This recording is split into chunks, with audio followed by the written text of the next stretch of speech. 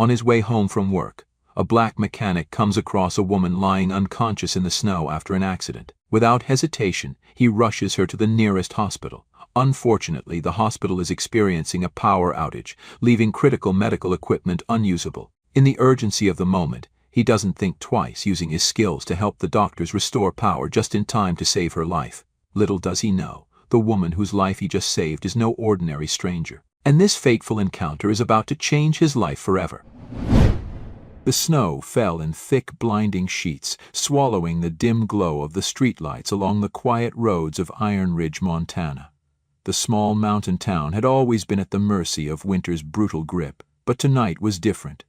The forecast had warned of an unforgiving blizzard, the kind that could bury entire roads, freeze engines solid, and turn even the shortest drive into a battle for survival. But for Marcus Reed, a man who had spent his entire life pushing through storms, both the literal and the metaphorical, this was just another night.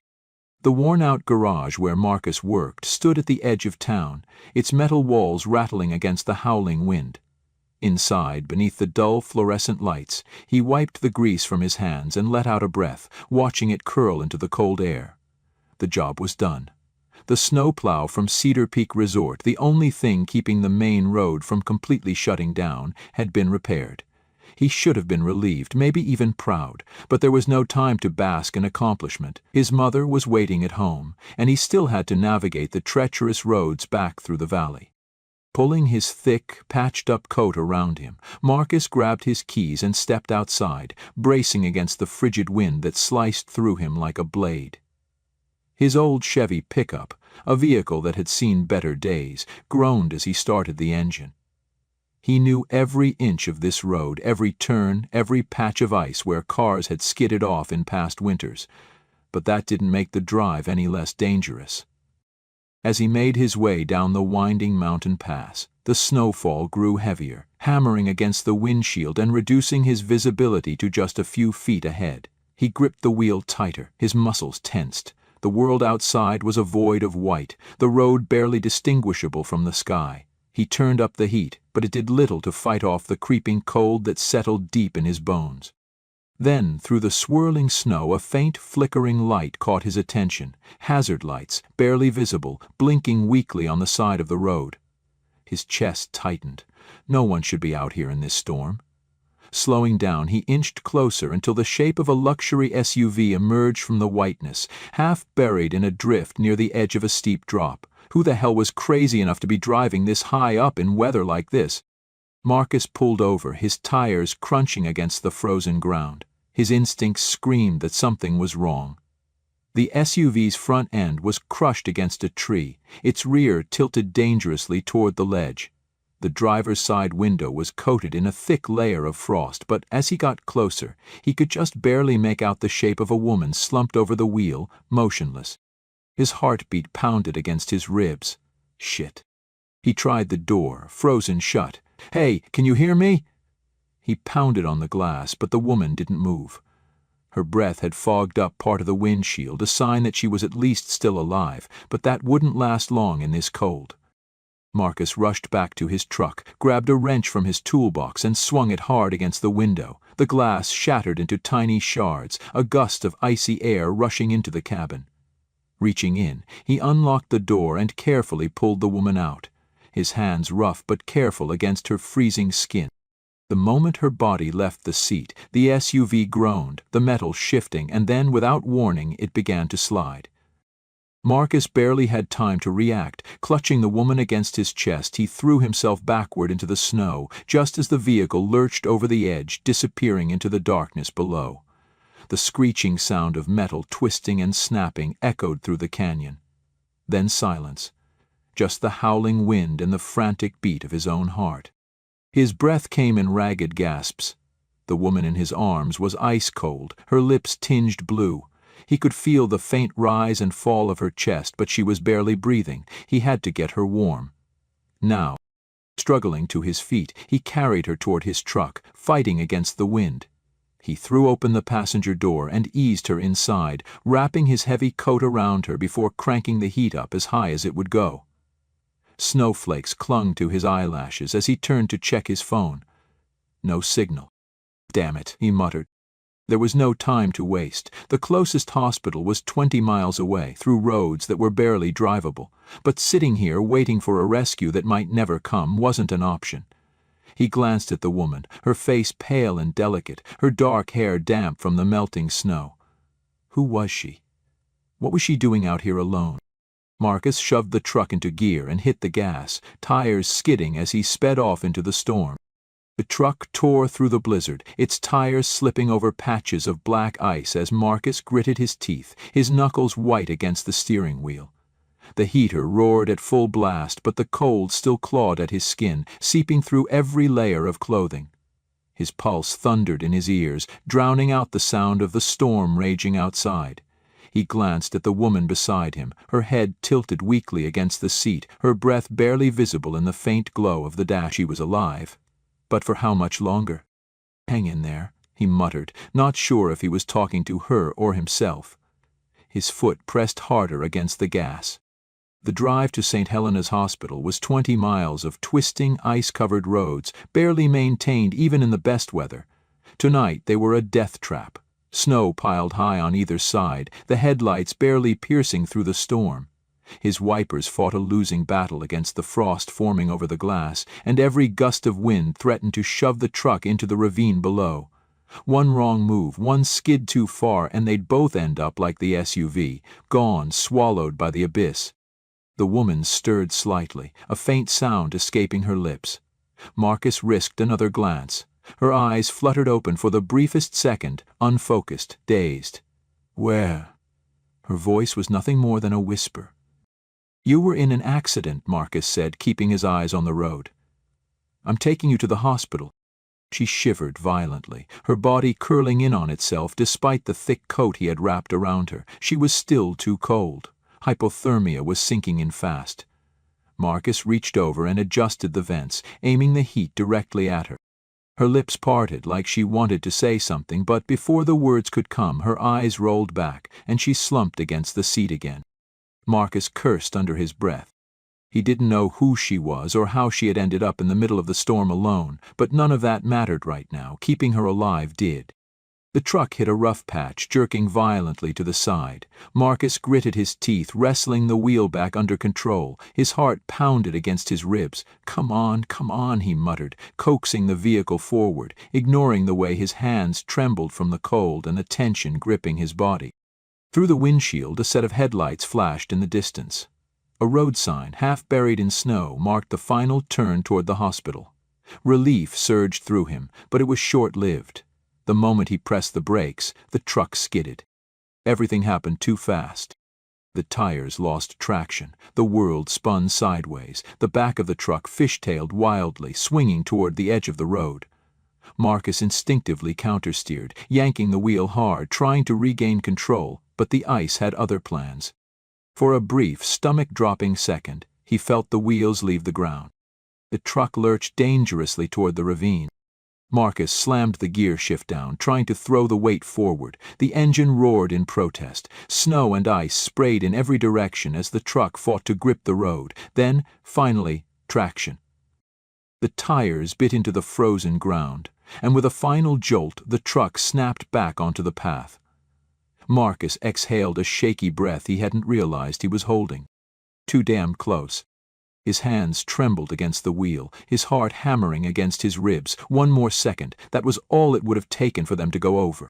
But there was no time to dwell on it. Ahead, the hospital's lights, dim and flickering through the storm, came into view, a beacon of salvation.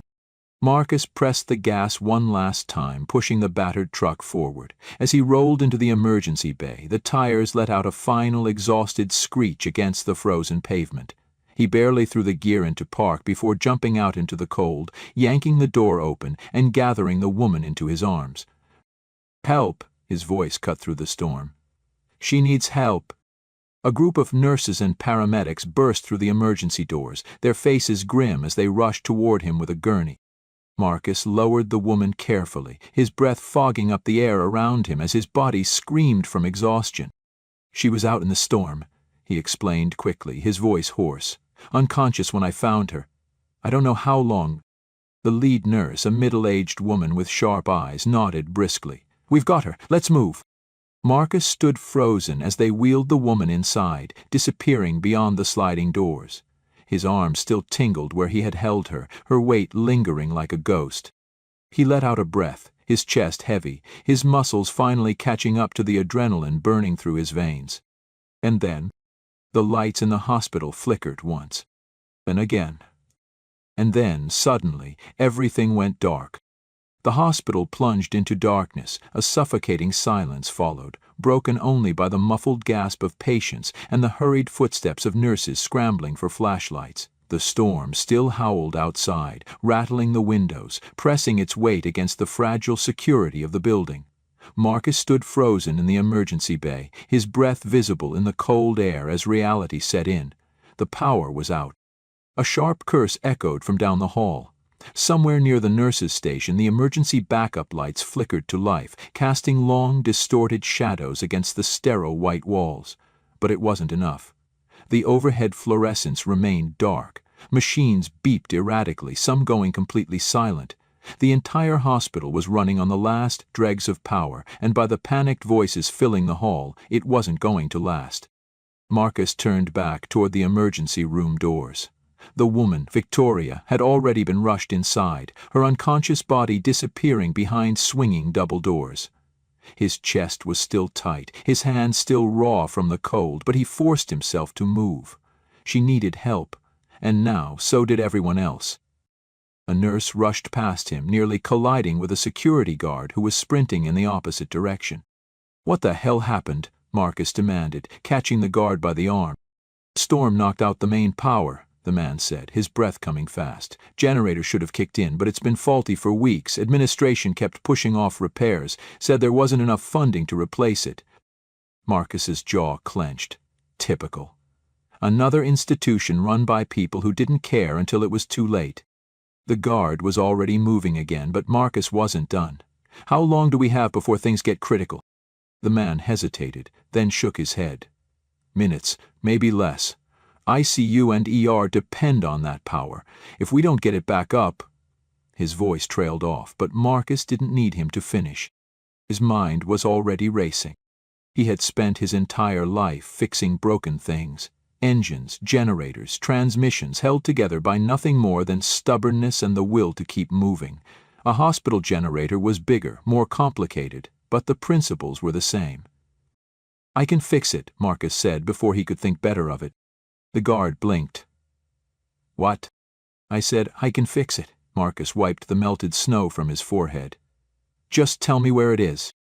The man hesitated, his eyes darting toward Marcus's worn-out work boots, the grease still smudged on his jacket. There it was. That flicker of doubt, of judgment. The unspoken assumption that someone like Marcus, a black mechanic in a hospital full of well-dressed doctors, didn't belong here. Marcus had seen that look 100 times before. He held the man's gaze, unflinching. "You can waste time asking for my credentials," he said, voice sharp, "or you can take me to the damn generator before people start dying." A tense moment passed, then the guard nodded. "Follow me."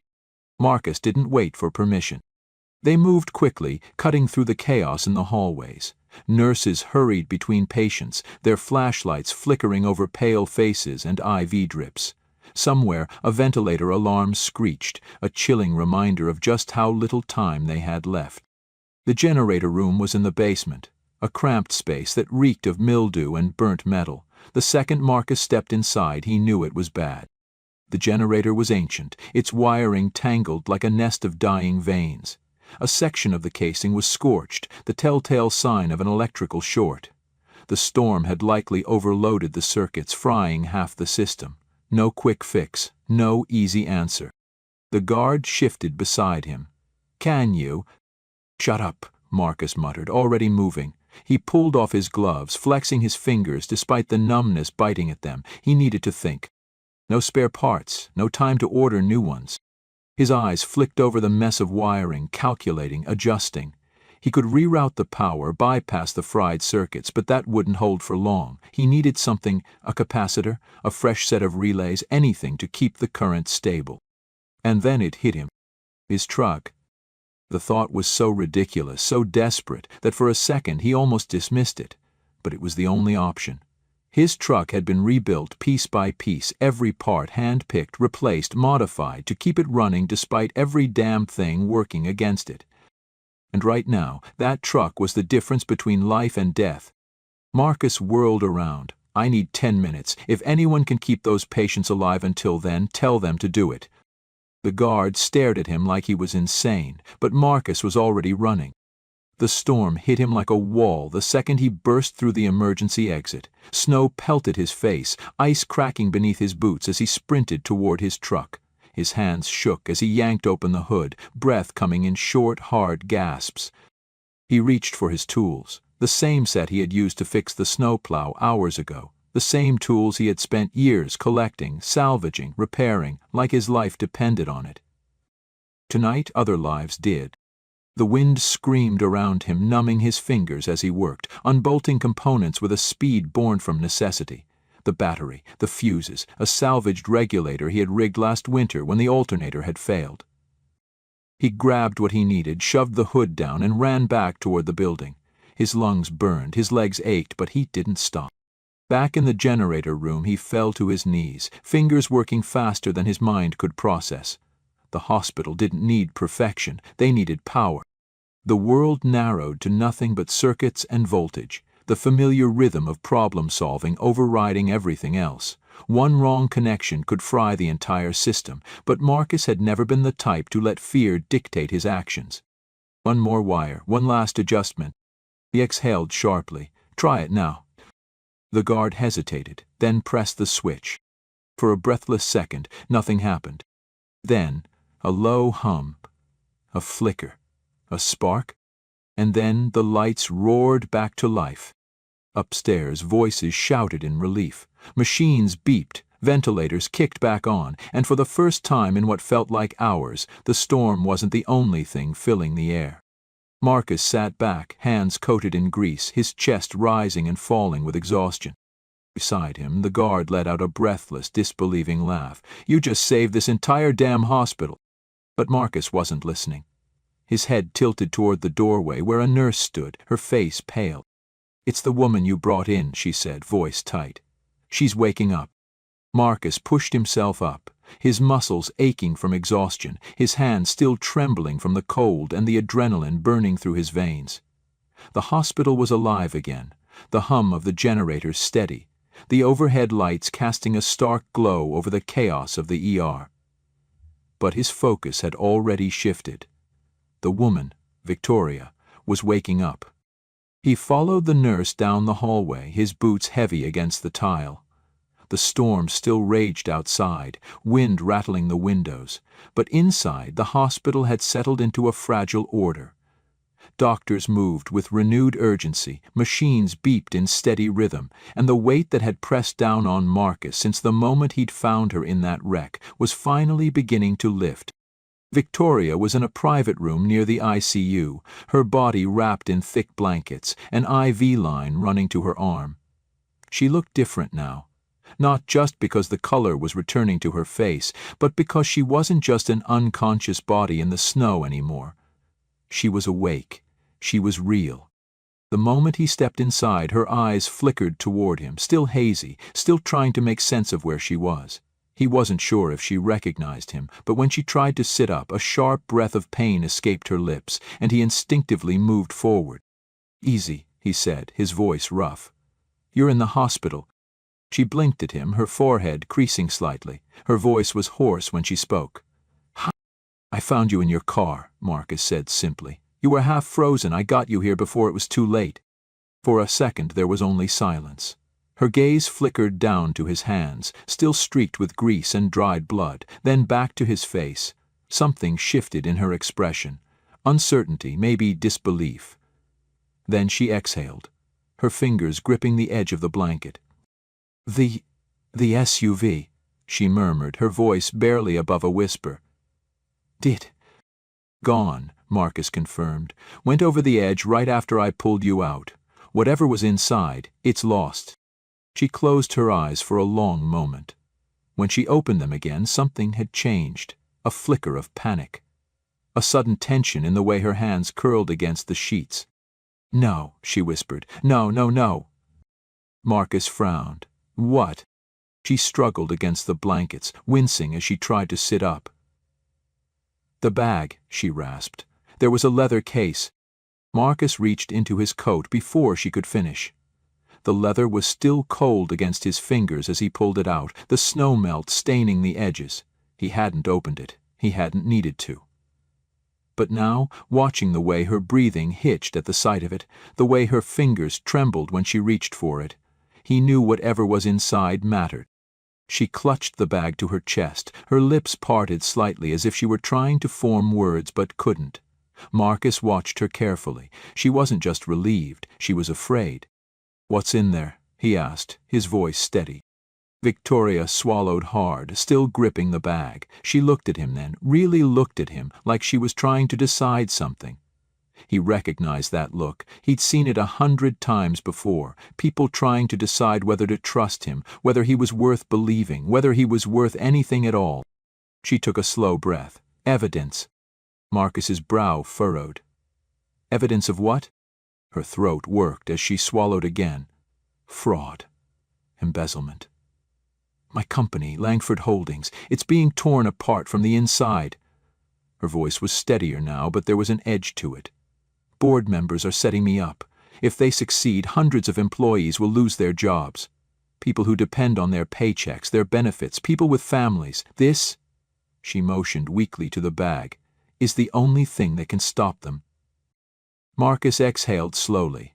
That was why she'd been on that mountain road, alone, in the middle of a storm, risking her own life to protect the people who worked for her. He leaned against the chair by her bed, his arms crossing over his chest. So, that's why you were out there.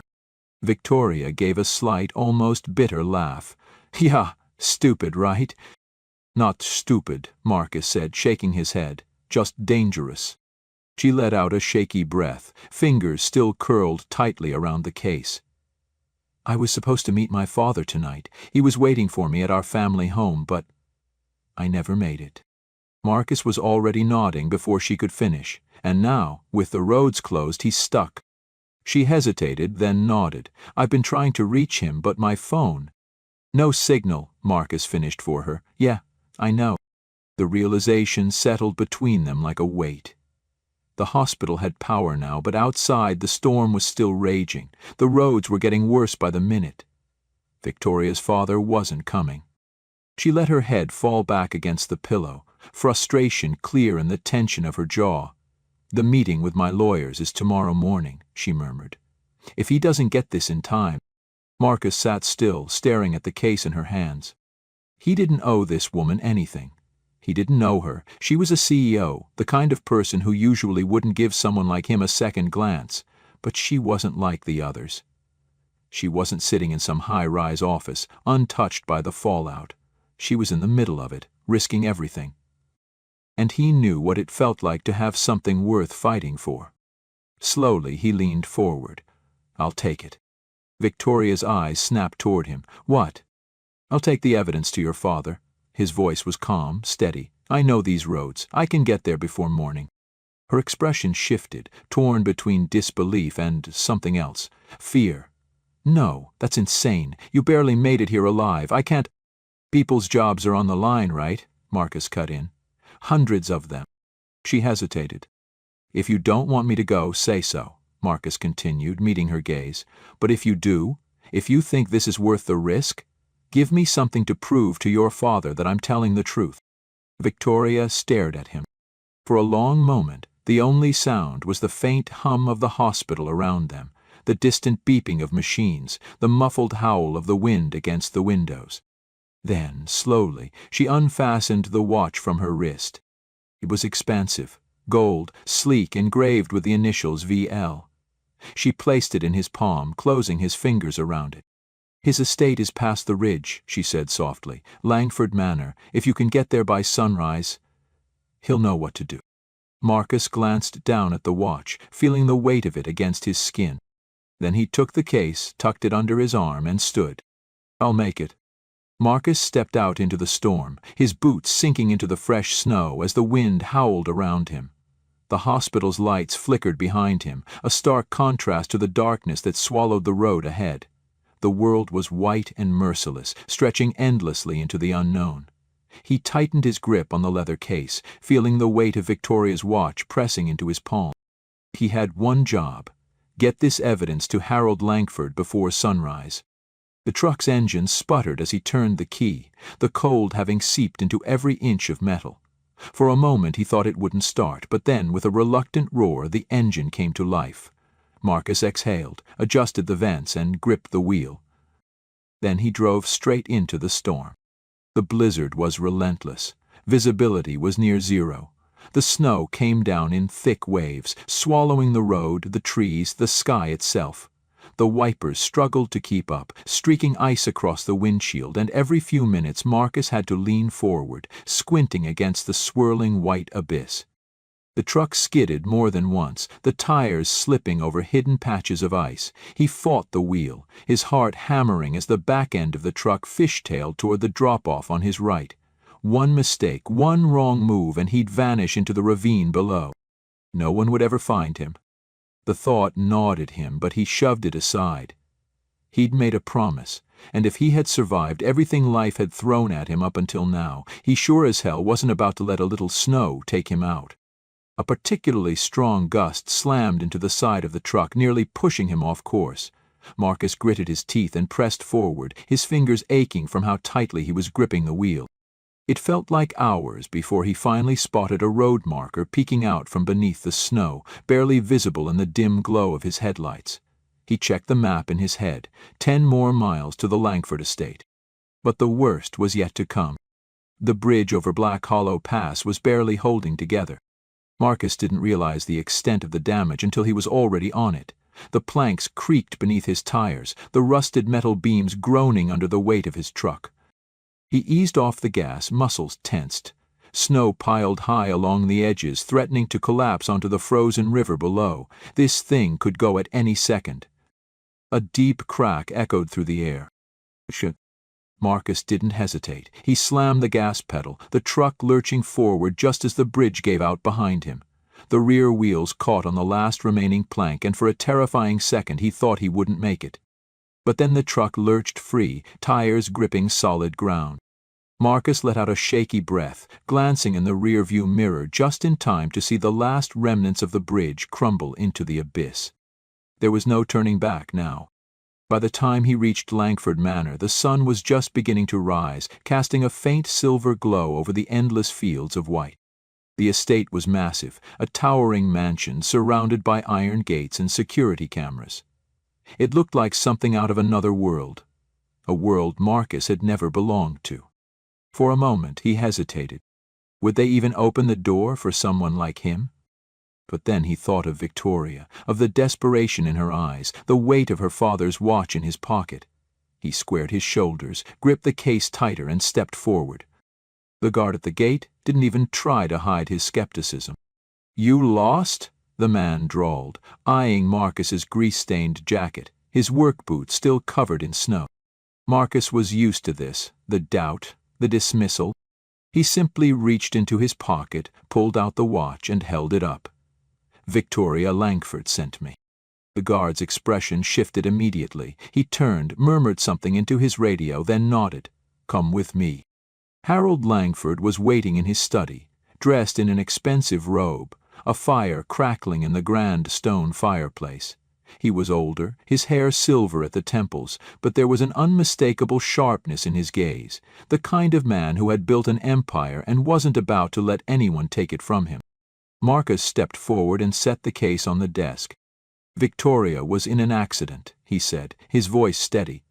"She's alive. She told me to bring this to you." Harold's brows furrowed, his fingers tightening around the watch Marcus had handed him. "She's at St. Helena's," Marcus continued. "I got her there just before the power went out.